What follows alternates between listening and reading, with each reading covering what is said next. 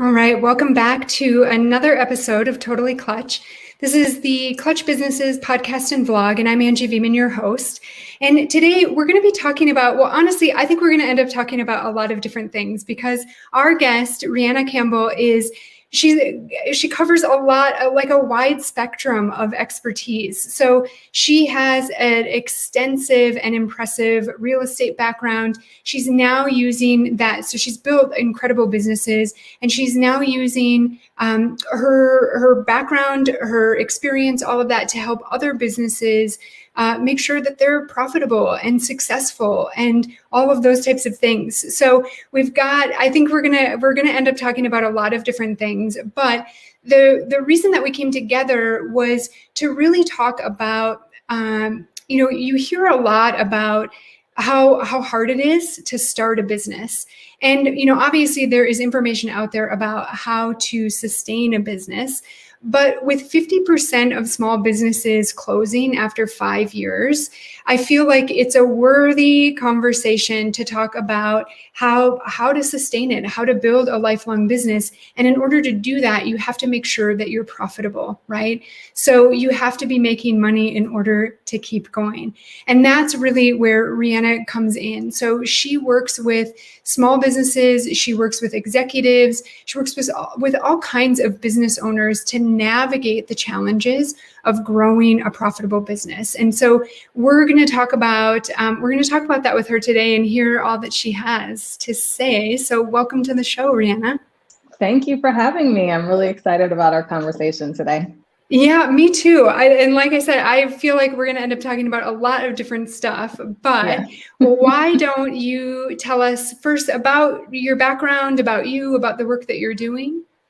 Yeah, sure. So I have been in the real estate industry for over 17 years now, since actually 2004. So when the market was super crazy, right before the crash happened is when I got started. And I've been growing my real estate business and for, I guess, 10 years after that, and built it up to very successful levels. So I got it to multi-million-dollar levels and sold it a few years ago. And after selling it, decided that I was going to use my experience and my expertise and my knowledge to help other business owners. So I've been working with a lot of real estate business owners, specifically on the property management side, but also real estate agents and real estate investors, helping them grow their business. And just last year with COVID hitting, a lot of people were impacted, especially their jobs were impacted. And so I've been working with a number of small business owners, people who lost their jobs, who wanted to take their side hustle into like a legitimate business. And also folks who just wanted to transition from either like working for an agency to working on their own. And so I've just been helping people as much as I can, especially in the last couple of years. Yeah, I mean, I feel like that's kind of all. We all are just trying to do everything that we can to help ourselves out, to help each other out, right? Like this is such an interesting time. Yeah. Yeah. So thank you for doing that. And you're in such an incredible industry, and it's amazing. We were talking about this before that, there's so much. Even though it seems like different industries are so different from one another, there's so much on the business side of things that can be learned across industries. And so, building a business to the height that you did, you definitely have some experience and insight to share with people. That's awesome. Yeah, I do have a very operational perspective of, how to kind of build and grow a business and what that looks like and what it takes to do. I think the challenge for a lot of small business owners is that they know how to do the technical work, So like a hairstylist knows how to style hair, but doesn't necessarily know how to run a hair salon. And so I help people to close the gap of their knowledge and really try to figure out what they need to do and what they need to implement in order for them to have success. Yeah. So is that where most of them kind of not go wrong, but when you're thinking about building a sustainable and a profitable business, which is what you focus on with them, is that where you see kind of most of the issues breeding, is that they're stuck in this doing mode instead of this leadership mode? That's definitely one of the biggest mistakes that I see. And I can't really call that a mistake, but that's one of the biggest problems that I see in really people trying to achieve success. They struggle with really trying to move from that business operator to business investor. People like I went to a conference this weekend and listened to Tony Robbins, and folks like him, you hear him talk, and he owns hundreds of businesses. How would that be possible? He can't be involved in hundreds of businesses. And so what do we as individual kind of solopreneurs need to do to get to shift from working in the business all the time to really building an investment for ourselves and our family? And so that's, I think, one of the biggest issues that people struggle with because they don't know exactly what it takes to take that leap. Yeah. What does it take to take that leap? I mean, is it just shifting your mindset and shifting the things that you're focusing on and what you're looking at, or? Yeah, so there are a number of mistakes. Okay, so that was one mistake, one mistake or issue that I noticed that people have. One of the other ones is not having a very clear vision of what they want. I think that there are people who are in it for the money, but they're not in it for the passion, or they're not in it for the interest. And I think as a business owner or trying to be entrepreneur, you just need to figure out what you stand for. So what are you trying to do? Because the vision is really what's going to get you to the next level. Another mistake that I see is people aren't very clear with the people who are helping them, whether that's their staff or, virtual assistants or people they partner with. They're not clear what they stand for. They're not very clear about the vision of what they're trying to build. They give out tasks, but don't allow people to really support them into building out that vision. And so, you have resources and access to so much technology now, and it's really being able to fully utilize that I think is really important for us. So really being clear with the people who are there to support you, team members, staff, whoever they are.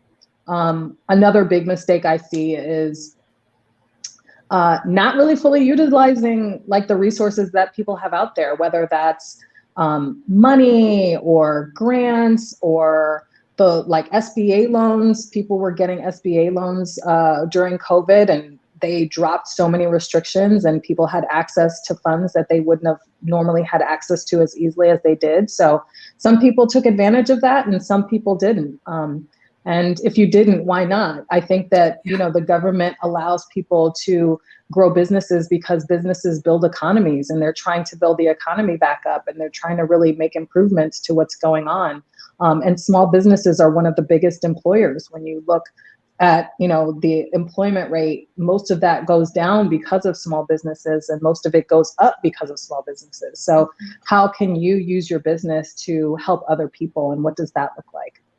Yeah, that's amazing. That's, I want to just touch on something that you kind of want to, I guess, add to what you were saying, because so we're in a recession. Well, actually, I don't know if like right now we're in a recession, but we were in a recession, starting a year and a half ago, basically. And that tends to be a time when so many businesses are started, so many businesses are founded, small businesses. And, I use that stat at the beginning of, 50% of small businesses close after 5 years. And one of the main reasons is capital, right? So they don't have enough money to grow and sustain what they've built. And so what you're saying about, so in times like this, right? So recession-ish times, there are a lot of resources available to small businesses. And so I love that you brought that up, because why not go after them right now and start to hedge your bets against, falling over the edge in 5 years, right? Like take what you can now. Yeah, one of the best pieces of advice that I've ever gotten in business is borrow when you don't need it so that you have it when you need it. Because when you need it, you can't get it. I think it's almost guaranteed when you need to have the money. It's really challenging to get access to it, and it's so much harder to get. But when you do take the time to get it, even though you don't need it, this isn't something that you have to use right away. There are no restrictions, usually for the most part. There are no restrictions in how you use that money and when you use that money. Obviously, you have to pay it back if it's a loan, but if it's a grant, you can take that money and put it in the savings account and just hang on to it until you need it. But I think it really makes sense to take advantage of whatever resources are out there for you. People are still doing a lot of grants and a lot of small business support. Just get access to some of those providers that give you that information, that feed you that information. A lot of state-specific business administrative support groups and networks and things like that. They have access to all of those resources and can tell you like what grants are available and have regular emails that come out to help support small businesses. So, get on those email lists so that you can get that information because it's there. I mean, it's there and people want to give away that money. Yeah, that's awesome. Yeah, that's what it's allocated for, right? Yeah, exactly. Yeah, that's great. Yeah, good. Okay, super helpful. So one of the other things that you talk about oftentimes too is that overcomplicated rarely gets it done. So how do people usually overcomplicate things? How do businesses usually overcomplicate things? I think we naturally, I don't know if this is like a human trait, we naturally just want to overcomplicate it. Things are a lot simpler than I think we make them out to be. And it's really just about breaking things down into small tasks. So the business that people like to use as a great example is like McDonald's. You get one person to do very small pieces of the task, and you get another person to do very small pieces of the task. So you have the burger flipper, you have the French fry maker. There are ways that you can build out your business to be just that. There's also technology that you can use to automate a lot of things. So for example, if you are a type of person who needs to get things calendared and you have clients that you work with who want to schedule appointments with you, instead of you manually putting that into your calendar, your Google Calendar, they have scheduling tools that you can get pretty much for free. And you can use those tools to help you keep things organized. And so, utilizing technology and finding ways that you can make things automated is going to help you a lot down the line. So finding little things like that will help to really uncomplicate and untangle different aspects of your business.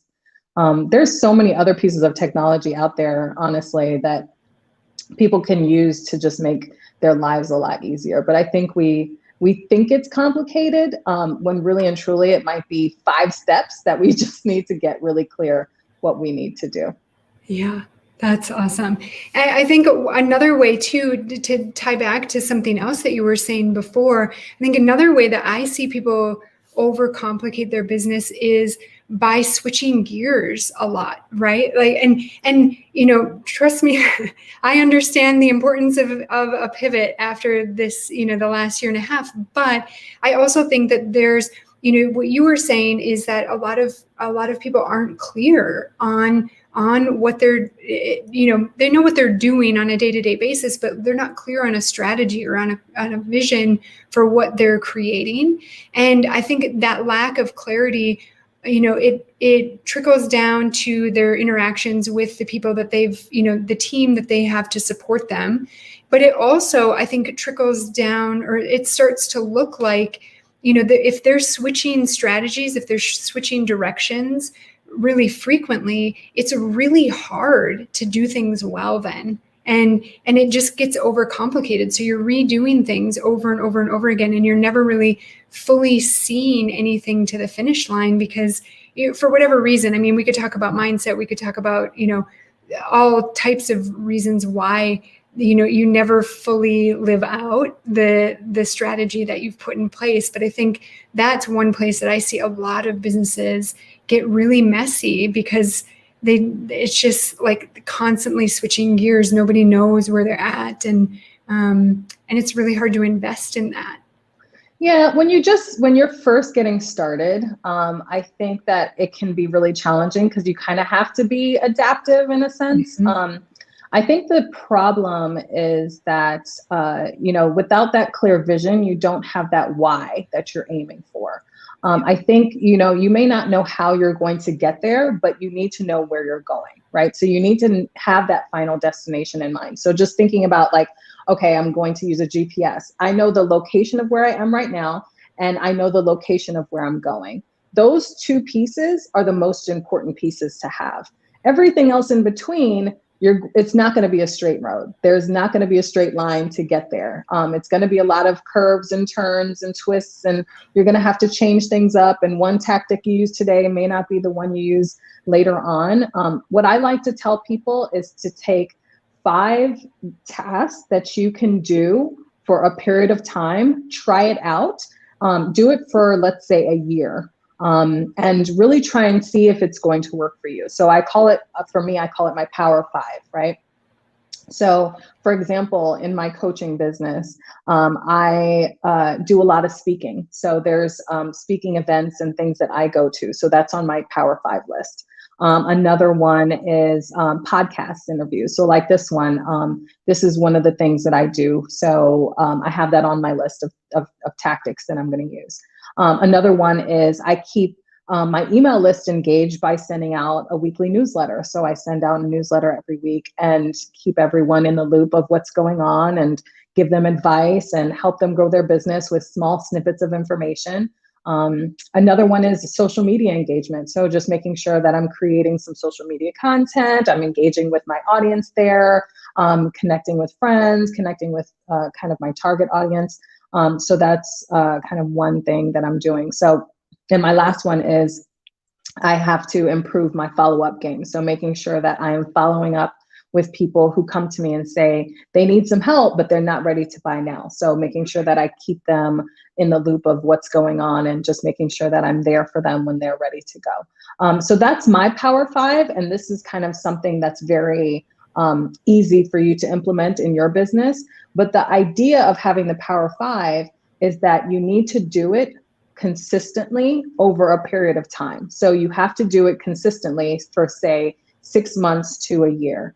And by doing that, you give yourself that thing that you need to have done and you're working on and you're working towards. And it's not something that you should easily be changing. So every 6 months you're evaluating, okay, is this still going to be my Power 5? Is this still like the top thing that I need to be focusing my attention on?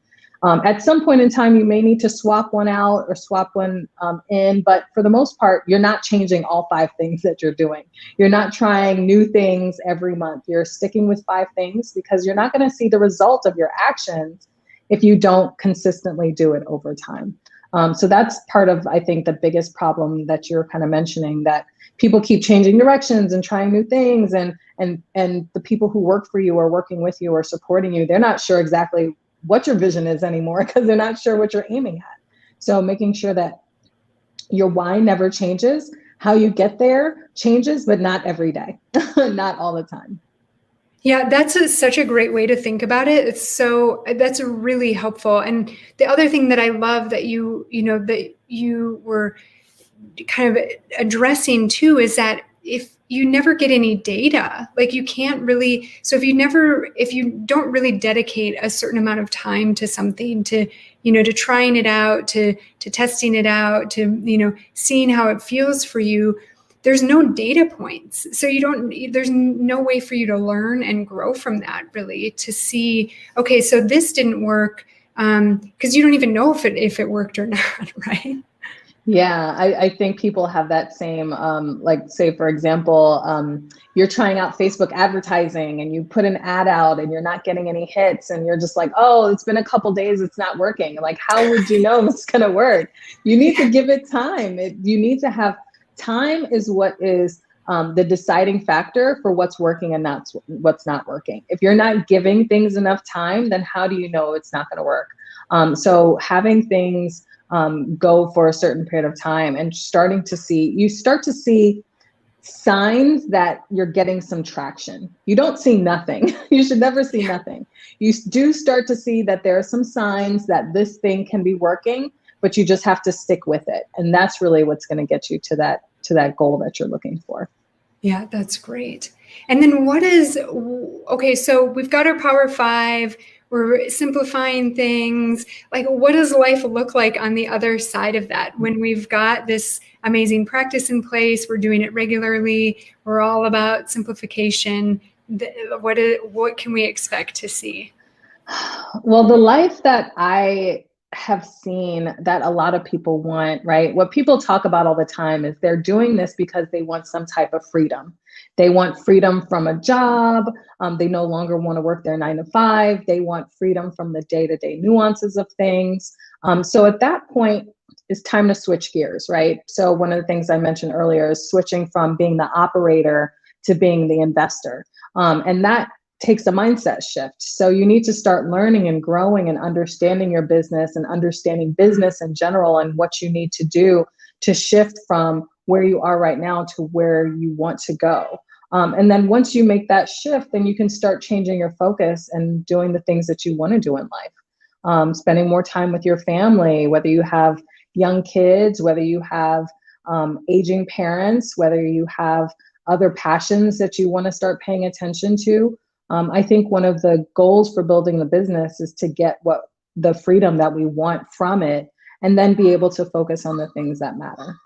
So my goal for you is if you are really trying to work this business and you're spending time in it and you're growing it and it's starting to look like it's working, get it to a place where it's automated and you have the technology working, you have the support team, and you've gotten to the point where you can step away without it breaking and falling apart, and then get to a place where you feel comfortable spending more time focusing on the things that matter and less time working in the business. Yeah, that's great. That is what we all aspire to, right? It's a bit of a leap. It's a little bit of a leap. Oh my gosh, it feels so uncomfortable sometimes. Yeah. I think but it also feels really good. Yeah, right? Like they just think it's supposed to be hard. Yeah. And so one of the things that I learned, especially as being a coach, is I am the bridge for you to go from where you are to go to where you want to be. I've been through it. I went through all the twists and turns and I did all of the things. So finding someone who can help bridge the gap for you and tell you exactly what you need to do to get from where you are right now to where you want to be is really what's going to help you to make that transition over as easy as possible.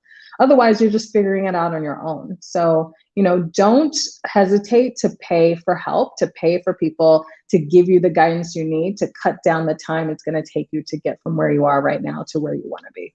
Yeah, that's a great thing for us all to keep in mind. And investing in help, right? Investing in a team is really scary. But, when you start to calculate the potential that you're losing by doing it yourself, it's hard. It's hard to see. It is. But, there are skills that we have to pick up when we're entrepreneurs. One of the most important ones is communication. So how do you communicate with others? What do you say to them? How do you speak to them? How do you listen to them? Whether they're your client or whether they are your employee. Or whether there's someone who is a 1099 employee and you're paying, or whether it's a virtual assistant living in a completely different country. Whatever it is, communication is so important. So figuring out how you can be a really good communicator is really important. One of the things that I learned is when you're an entrepreneur, especially in a role of leadership, you want to be a direct communicator. So when you're communicating out to other people, you be as direct as possible. So instead of using the terms, instead of saying something like, oh, I'm really thirsty, and expecting someone to get you a glass of water, ask someone to get you a glass of water. Say, I'm really thirsty. I'd really like you to get me a glass of water. So being very direct is important when you're working with other people. But the other side of that is being an indirect listener.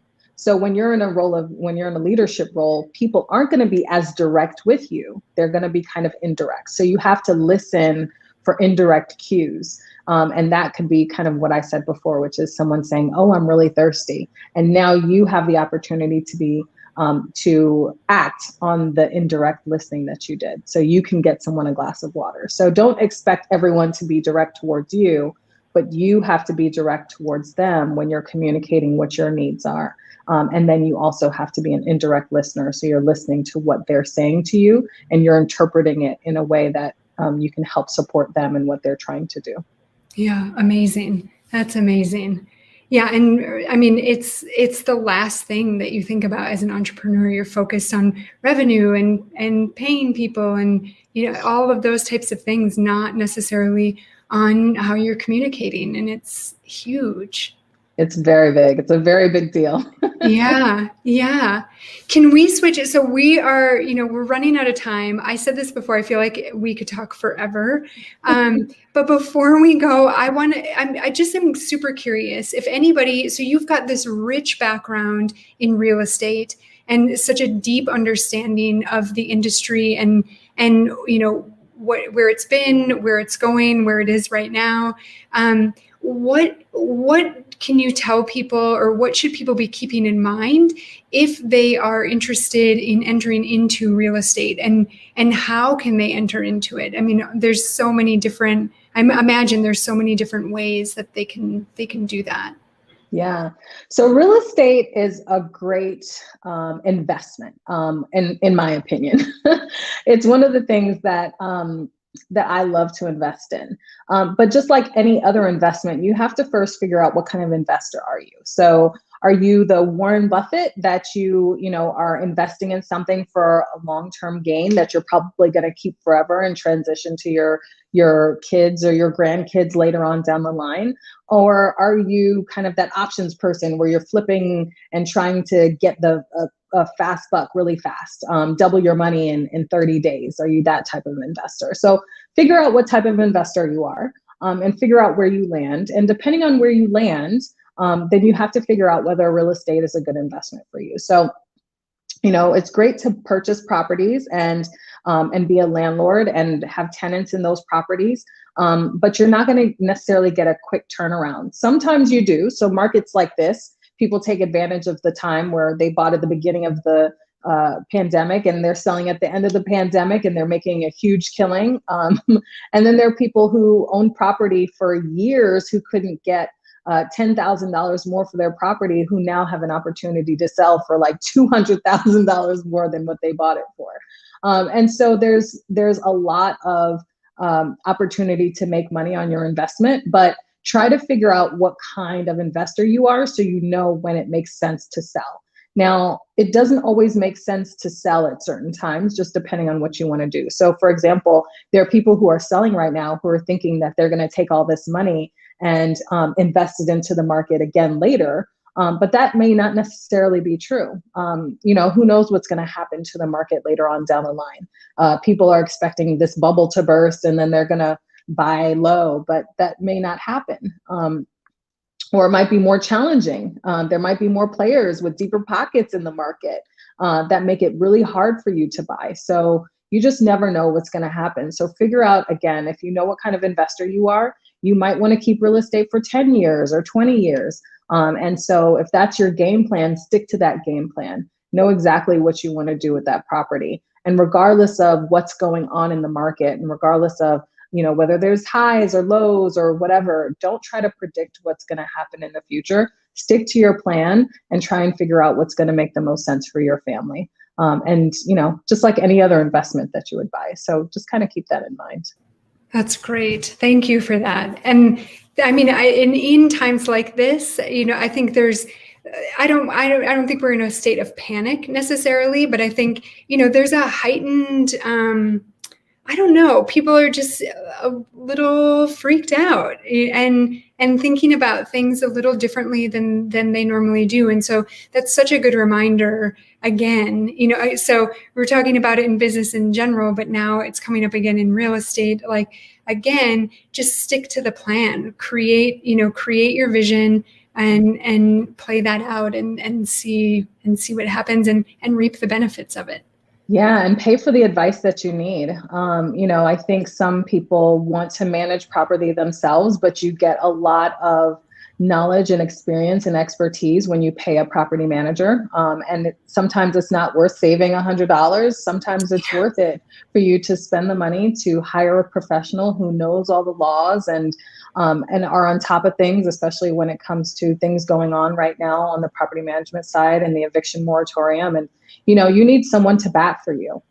So it's worthwhile to pay someone to be that advisor for this investment, because it's a very expensive investment. So if you're going to plan to invest in real estate, make sure you have the right team for it. Great. Yeah. Okay. And speaking of that, so if people are interested in working with you and finding out more about your work and working with you directly, how can they do that? Yeah, so I'm on all the social medias. You can find me at Rhianna M. Campbell, or you can send me an email to Rhianna@properplanning.realestate. If you find me on the socials and you want to send me a DM, feel free. I have a ton of free content and information that I'm happy to share with you, including ways that you can kind of transition from being a business operator to being a business investor, and how you can do that in 5 simple steps. So if you want that information, you can grab that from me as well. Cool. Thank you. And thank you so much for being here today. I mean, it was so helpful, and it was actually so nice and refreshing to talk about kind of the long game in business and not just, starting out, getting this stuff set up and all of that kind of stuff. So thank you for the work that you do. Thank you so much for sharing it with us.